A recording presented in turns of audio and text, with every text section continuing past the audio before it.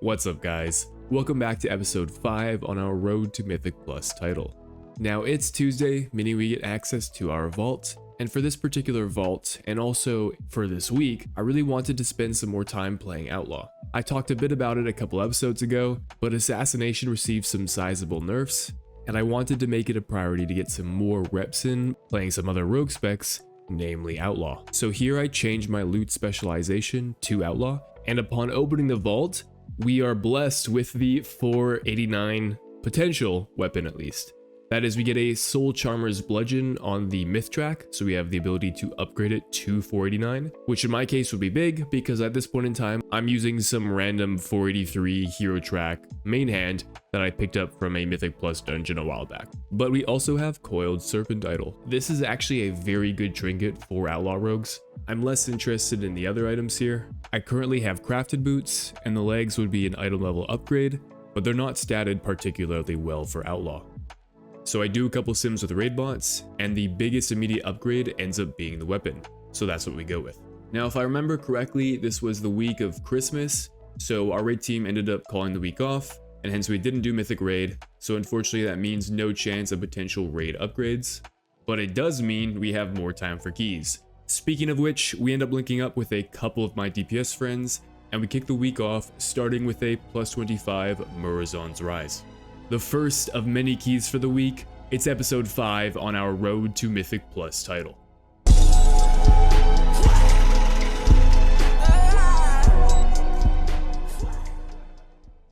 So we start this key doing a big pull into the mini boss, but things go awry pretty quickly. You see here, our evoker ends up standing in a swirly and dies, and the evoker had the only remaining kick in our party.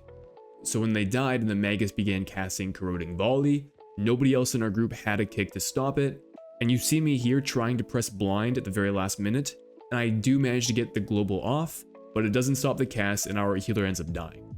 I live here because I pressed cloak last minute. Now you might be wondering, wait, why didn't blind work? It's because of one of the affixes for this week, and that is Raging. When mobs are below 30% health, they become immune to CC. Now there are abilities that can dispel it, for example my Shiv works, our evoker can use Soothe, but while playing Assassination, I pressed Shiv in my cooldown window, and unfortunately I didn't have it up here because it had just come off cooldown. So the way to effectively deal with this affix is you either want to bring a lot of kicks, if there are ever pulls you're doing where there are multiple stops that are needed, and you can't stun or CC them to stop the cast, or you want to run with classes that have an ability that can soothe the mobs, such that you can then continue to use CC. So for our group, we satisfy the latter. I have the ability to remove the Enrage effect, although I don't really want to, and our evoker has an AoE soothe they can use, I believe, once a minute. But note that once a minute doesn't necessarily imply it'll be up for every trash pull. And because we don't have a lot of kicks, this doesn't end up being the only Corroding Volley that goes through. And rather, it's kind of the story of the first part of this key, as we end up having 3 total casts go through. But aside from these early trash pulls, the rest of the dungeon goes fairly smoothly, at least up until Chromie, where we're about 19 minutes into the dungeon, and at this point we're definitely cutting the timer close. It might still be possible, but we're definitely feeling the effects of the deaths we had earlier on in the run. Now because this is a fortified week, the trash mobs are buffed and generally a lot more scary, whereas the bosses are just the normal versions of themselves. So surely we take Chromie down without any issues. Well, not exactly. As it turns out, our healer ends up having some difficulties. I guess they didn't recognize the moment the ads were spawning, because you have about a 3 to 4 second window to run away from the location of your ad once its location is marked, but our healer is too slow to react, gets meleeed and goes down. And what's interesting here, and this is actually something I didn't realize, if the ad that's fixating on you kills you, it will then stand still AFK and do nothing. It's as if it's been CC'd. That is until you battle res the person that died. Because when we pick up our healer, that same ad then refixates back on the healer, and I guess our healer wasn't expecting it, so they end up going down again. Although we do have a second battle res, so we're able to pick them back up, and once they're back up, the ad then refixates back on them and starts running towards them. However, this time I blind the ad just to be extra safe, but that blind isn't going to last forever, because with a new set of familiar faces, all CC is cleared and the ads will refixate back on their targets. And with this new fixate, our healer goes down for a 3rd time. However, up to this point in the key, we haven't used a battle res anywhere else, so we actually have our 3rd B res, and we commit it to the healer once more to pick them back up. And we're able to scrape our way to the end of this encounter when everything sort of unravels. Just as Morchi's about to go down, we get one last set of familiar faces, which ends up taking out both our remaining DPS, and we're not able to kill her before she splits off into her copies, so we then have to find the correct copy and stand behind it, otherwise she'll cast a frontal, which basically one-shots you. The tank and I manage to find it, but the healer isn't able to get there in time. The healer then goes down, but we've just barely done enough damage, and we finally killed the boss. We made it, Morchi's dead. But unfortunately, so is this key. Neither the DH or myself can res, and the run back is not kind. Any remaining chances we had at timing this key are now gone, especially after the tank leaves. So we instead run back the 24, queuing up once again as a 3-pack of DPS. Now here I decided to take the tank healer pair. I haven't shown a lot of the LFG process, but often when I'm trying to form a group in LFG, I like taking pairs or triples of players, because I find that these types of people will often be in a Discord call, which I think generally leads to better play because verbal communication can happen. Now I could be wrong, maybe they're just playing together without voice comms, but speaking from my own experience, when I'm queuing up with somebody else, I'm often hanging out with them in a Discord call of some sort. Like in this case, when my friends and I were queuing as a 3-pack DPS, we were hanging out in Discord. So hopefully this time around, for areas we want to improve, let's aim to get all of the kicks at the start of the instance and have a clean Chromie kill. And we do a pretty good job of checking off that first box. But that doesn't write the whole story, because there's a distinct issue with this group. If you're somebody that's more familiar with retail and how affixes work, you might have noticed I have yet to talk about one of the remaining affixes. And that final affix is what our group is not very well designed to deal with. That final affix is called Afflicted. Now the way this one works, similar to Incorporeal, every 45 seconds or so, 1 to 2 afflicted mobs will spawn. These mobs will channel a cast over something like 8 to 10 seconds, and if the cast goes off, it reduces the haste of everyone in your party by 50% for 10 seconds, and this debuff stacks. Now the only way to deal with this affix is through either a poison dispel, a disease dispel, or a curse dispel. Or you can heal the afflicted mob to full, but these things are chunky and have a lot of health. So relying on a healer topping one of these afflicted mobs usually isn't a reliable strat. So the problem with our group is that we have 3 players in our party that can't do anything about this affix. Myself, the Demon Hunter tank, and the Hunter have no tools in our kit to be able to deal with this. So we have to push the responsibility to our Evoker and Healer to essentially solo it. Now, Evokers are actually very good because they have the ability to deal with both of the afflicted mobs using tools in their kit, and likewise, the Healer can also deal with both of them with a Dispel and by healing the other ad. However, they have to navigate that with everything else going on in the dungeon, which is a big ask. And our first death comes to missing one of these afflicted mobs. Our party gets the debuff, and our healer isn't able to sustain through the debuff, which ultimately means our hunter flops, and I proc my cheat death. Now luckily that is the worst of it, and we are able to finish this pull, but our second death then comes as our hunter is running back. Just as they've made their way back, they get fixated by the lizard, and the DH jumps in to kick, but their kick's on cooldown. I then check my kick's on cooldown, and fortunately the hunter gets suffocated and dies. Bit of a tough run back only for that to happen, but you know what? We kick every other important mechanic in here and engage the first boss. Now, as far as my second pointer for this keystone for things we need to do better to improve and hopefully be able to time this key, which was killing Chromie, that assumes we make it to see Chromie, because unfortunately we don't see any further than this boss. And the first part of this fight goes fine. We then enter the intermission. Now as a rogue or a melee DPS, I really want to stay on the boss. The boss gains an absorb shield while he channels, but you can still deal damage to him in this phase.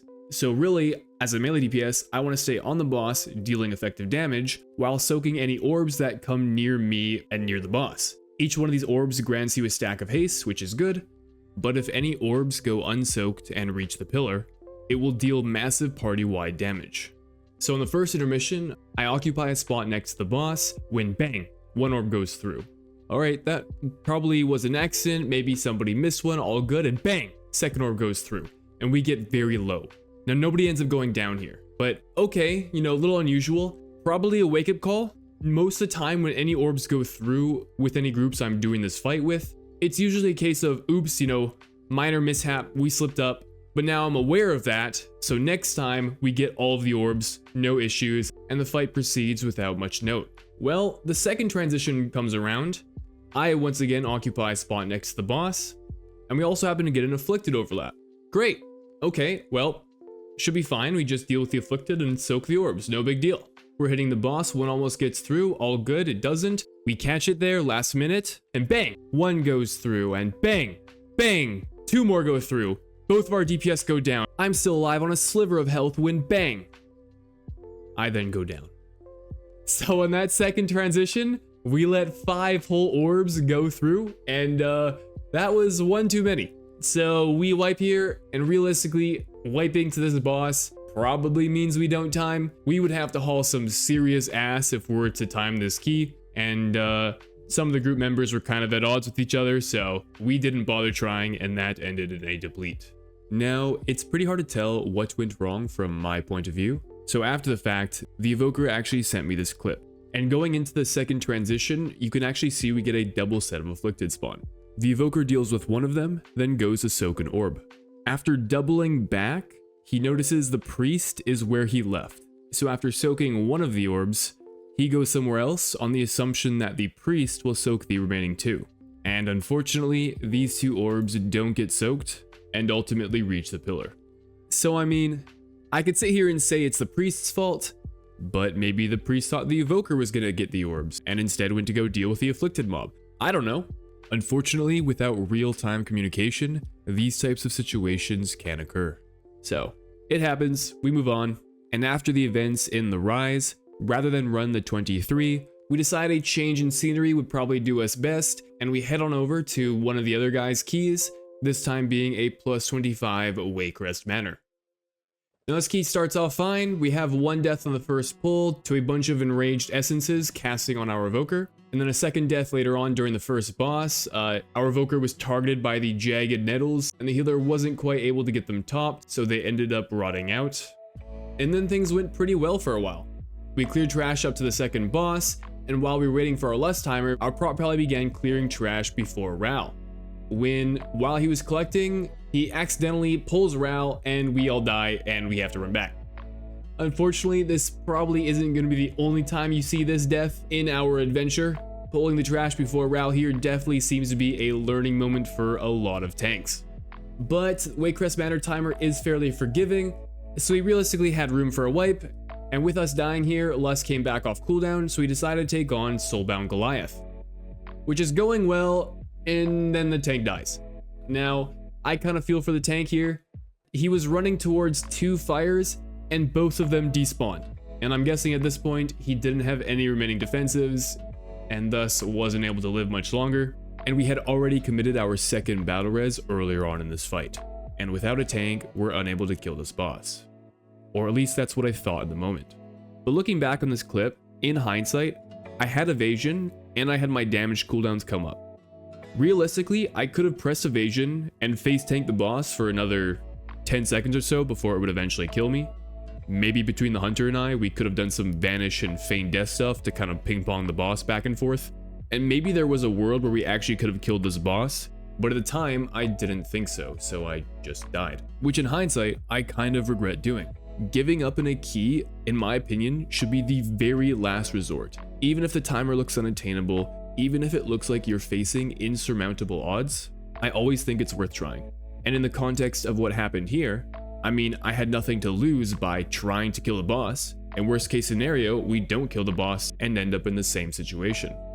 I think in the moment, I was influenced by the previous wipe we had to the tank butt pulling Ral. That might have been weighing on my mental, I'm not really sure. In any case, we call GG's, and that's key. And following this string of depletes, I take a deep breath, I put on my verse gear, and I focus up because it's time to play Outlaw. After smacking some training dummies, I decided to jump into a +22 Waycrest. Timing this key doesn't get me any rating, I just wanted to run something in the 20s range to get some practice playing the spec. And the key itself went relatively smooth. We had no issues on any of the bosses, but we did rack up a few deaths to some various trash pulls.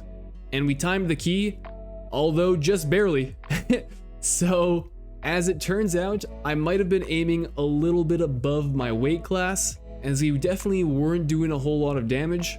But at the very least, I'm glad that I timed the key, so I wasn't left feeling bad about potentially having left some damage on the table, leading to a deplete. At this point in time, Outlaw still feels super janky for me. I have a very difficult time trying to both pay attention to my rotation and to the events that are going on in the dungeon. Any attention I put towards the dungeon is attention taken away from playing the spec, and vice versa. And while I think you could make a point and say that this is true for all players playing the game, but those that are more skilled and doing the most competitive level of content are able to lose the least. So for example, when I'm playing Assassination, I think I have the ability to play the spec to 100% of its potential. I also have the ability to pay attention to and solve 100% of the mechanics that occur in a Mythic Plus dungeon, but I can't do both at the same time. At least not to the point that I'm achieving 100% proficiency in both these areas all the time. For me personally, where there are multiple things I need to keep track of, I can't stand the swirlies on the ground, I have to kick a mob, maybe I need to use my AoE blind at a specific time. In order to pay attention to 100% of the mechanics going on, I lose out on my ability to play my class. So what would usually be 100% if I was hitting a training dummy drops to something like 80%. And this is just an arbitrary example. The number will actually fluctuate over the course of an entire key, depending on the load and responsibility I have for each trash and boss pull our group does. So over the course of an instance, it probably averages out to something like 90%. Now somebody that's better than me is able to bring those numbers closer to 100%. Then for comparison, the way I feel about playing Outlaw right now is that in order to play the spec to like 70% of its capacity, I'm paying attention to like 10% of the mechanics going on in a dungeon. And this is what I mean by not being able to do both. So my hope is that by putting myself in these dungeon runs and in situations where I'm forced to navigate around this split, I will learn how to better manage the spec. Then after the Waycrest, we took a quick break before jumping back into Murazon's Rise, this time trying to work on the plus 23 that we now possessed. And I decided to stay Outlaw for this key, which, if we're using the last key as a baseline, may not have been the best idea. Now my mindset going into this key was that I wasn't doing a whole lot of damage as Assassination when I was playing it earlier, so surely Outlaw can't be much worse, and on the contrary, I had actually heard that Murazon's Rise was a good key for Outlaw rogues. So I figured I'd be fine, and I had played this dungeon plenty today already, and held my head high with what would soon turn out to be a false sense of confidence. Now the team we assemble absolutely demolishes the first part of the trash in the instance. We only have one death to the maiden sniping our healer with a stray orb. And then as we're fighting the boss, I do the worst bait of all time. I bait the boss's frontal in the worst spot, which leads to us having some balls go through and hit the pillar during the intermission. We fall behind, can't catch up, and ultimately wipe. So, yeah, what I was saying about not being able to do both the dungeon and play the spec, well, this was a prime example. I was so focused on trying to do my rotation correctly that I tunnel visioned and led to our group wiping. And I was very disappointed with myself in the moment. Not only because of the mistake I made, but I also went into this dungeon and did such little damage. Even if we had one-shot that boss, with the amount of damage I was doing, it probably would have been tight trying to time the key. And after a run like that, what do? If you go into a dungeon, severely underperform, and the result of the dungeon is directly correlated with your performance in like a negative way, that does not feel good. What you guys have just seen here is probably one of my lowest moments playing Mythic Plus. I mean, I was embarrassed. So like, what do I do in this situation? Do I just log off, call it a night, try again tomorrow? Do I give up on Outlaw entirely, say the spec isn't for me, and just try to make it work with the other rogue specs? Well, I don't know about you, but for me, I hit the fucking training dummies, and we spent some time there. Something I picked up on after the run was that I didn't have Blade Flurry up for the first pull, which, as an Outlaw rogue, is like 90% of your damage in AoE. Depending on how many mobs there are, of course, but it is your AoE damage. So the fact that I just didn't press it told me that I need to make this more obvious, such that I don't make this mistake again. So I ended up looking around my weak auras, and there's actually this Roll the Bones weak aura I use, which I was able to configure to enable an audio cue for when Blade Flurry was ever to fall off or I needed to reapply it. Also, at this point in time, I didn't realize that Blade Flurry was a combo point generator. So once I had it up, I wouldn't press it again. I hadn't realized at the time that it was an actual part of my rotation. Now we do figure that out eventually, but at least for the time being, I need to make sure it doesn't fall off. And after our last run, I really don't want to log off with that being my last key for the day. So we queue up the plus 22 as Outlaw, and I am determined to improve on my performance. And you know what? We do a pretty good job of it. Now, looking back, aside from the Blade Flurry thing, there are definitely several things I'm doing wrong playing the spec. However, it felt real good in the moment to get a redemption key, and also to finish the key and not be the bottom DPS. I'm taking that as a W.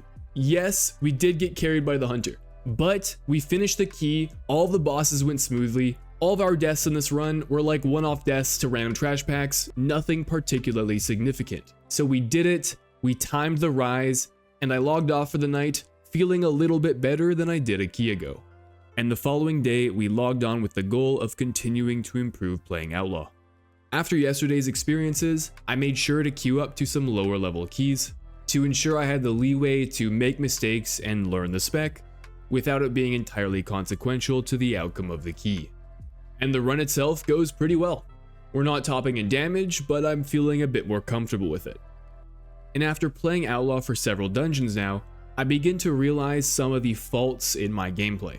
One of these faults is that I was having a difficult time tracking my subterfuge window. Now for people that don't play Outlaw Rogue, subterfuge is kind of like a cooldown window, and you want to spam between the eyes. This is because between the eyes is an ability with normally a 45-second cooldown, but during this window it has no cooldown. So you can in theory use it on GCD. But the moment your subterfuge window ends, if you press between the eyes, it puts the ability on cooldown. So if you accidentally press it after the subterfuge window, it's usually not a good thing. There are exceptions, but I wanted a way to be able to more easily track that. I also felt like I wasn't using my cooldowns enough.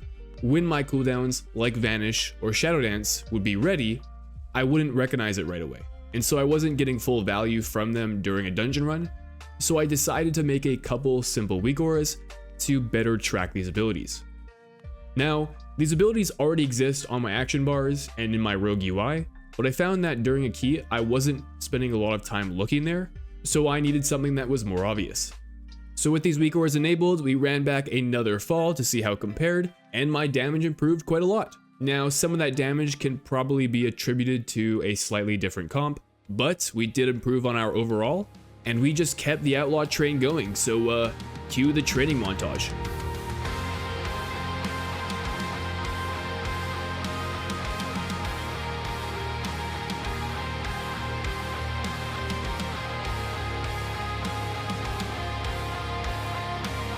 Alright, well, the training montage only ended up lasting one key, because after we finished this atoll, I decided I wanted to push up my key, which at this point was a plus 23 throne after the plus 22 rise we timed the other day.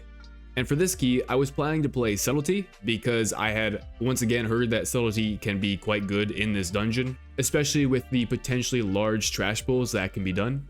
But because I picked up a priest, I decided, well, maybe I'll play Assassination instead, just because PI plus Kingsbane can be a lot of fun, and so we jumped into the plus 23 throne. And I can confirm it was indeed a lot of fun.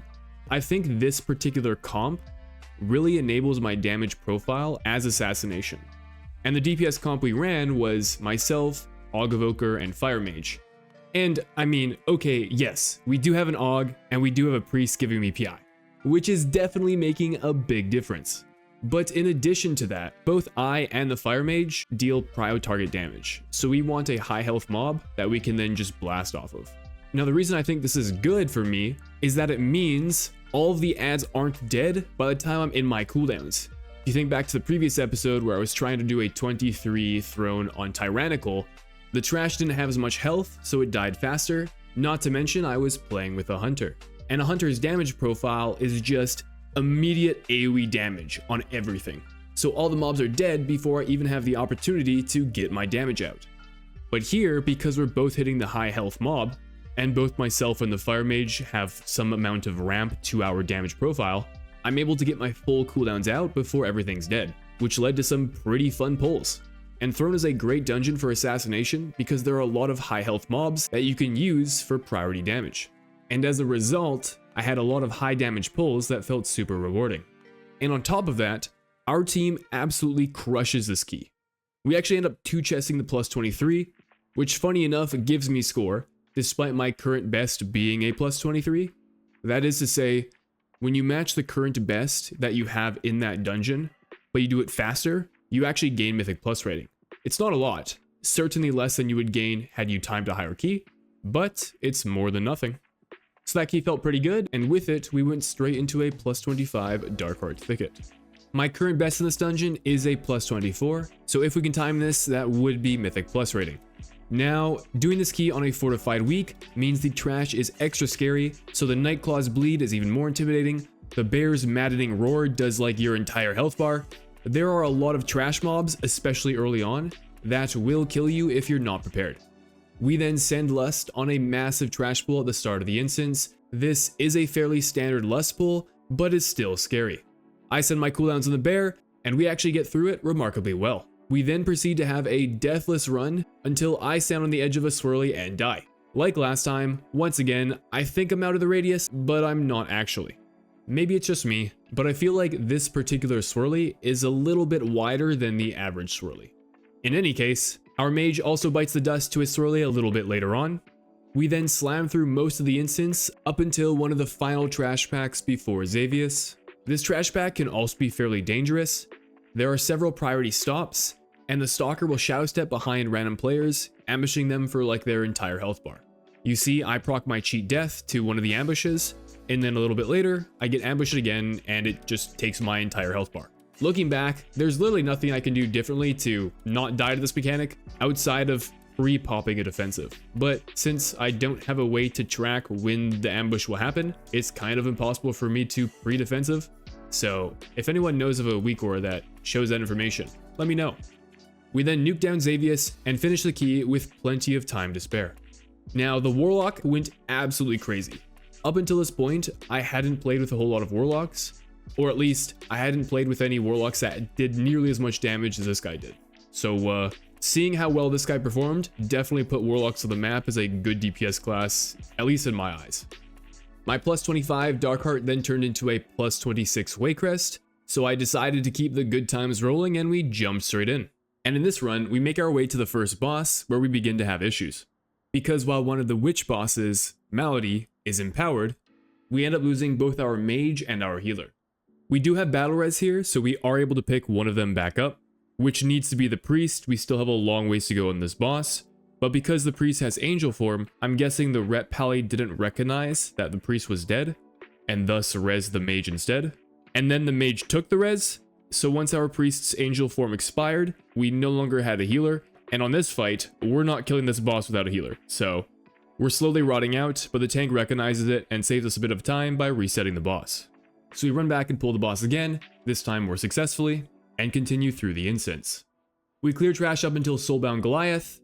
Doing this fight with a mage, by the way, is super nice. If the mage is targeted by soul thorns, they can just blink and get out of it for free. And we had a rep paladin that could use bop to get somebody out. And all of the DPS were human, so we all had human racial we could use to get out of the thorns. So our team had this boss on lock.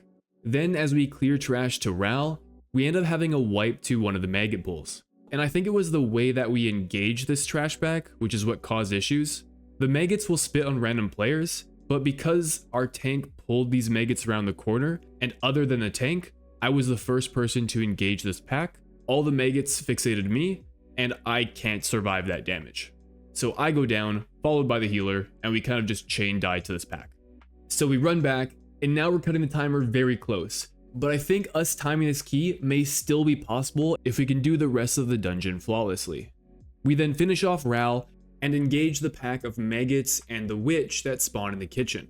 We finish off the maggots, and as we're working on the witch, I think the tank had the idea to try and go ahead to the point where we needed to go to next, because here we needed to go to the basement, and I suppose the route that the tank had prepared had us going down the stairs on the other side of the mansion. So he preemptively left and ran over to that side, I'm guessing it was to save travel time or maybe start some RP or I don't know, do something. But as we're running across, a pack of hounds and a thorncaller appear seemingly out of nowhere. And our tank doesn't have threat, so our healer immediately dies. I then die shortly afterwards because I pull threat and get meleeed. Okay, that's weird. I have no idea how those mobs got there, but it's a quick run back, so I release thinking maybe we can salvage this. And as I round the corner, the next trash pack we were moving towards in the basement is running up the steps and into our group. So somehow we then pulled the pack in the basement to the hallway, and while we could manage a surprise thorncaller, we can't manage this next trash pack. There are like a billion kicks and a bunch of dangerous casts, and as a result, we end up wiping here. Now, if anyone has any idea what went wrong here, please let me know. Even now, looking back on this VOD and having gone over it multiple times, I still have no idea what happened. Both for the thorncaller and the hounds that just randomly appeared, and that we somehow butt pulled the next trash pack in the basement. Like, what? It seems like every time I step into Waycrest Manor, some new random buggy thing happens that I've never seen before. There's something about this dungeon, man. But anyways, we deplete the key, and our 26 Waycrest drops down a level. Although we do end up running back the plus 25, but to see how that key goes, and the keys that follow on this fortified week, you'll have to tune in next time. Because today's episode is getting a little bit long, and we still have a lot more keys to get through. So if you enjoyed, consider dropping a like and subscribing. Thanks for watching, and I'll see you in the next one.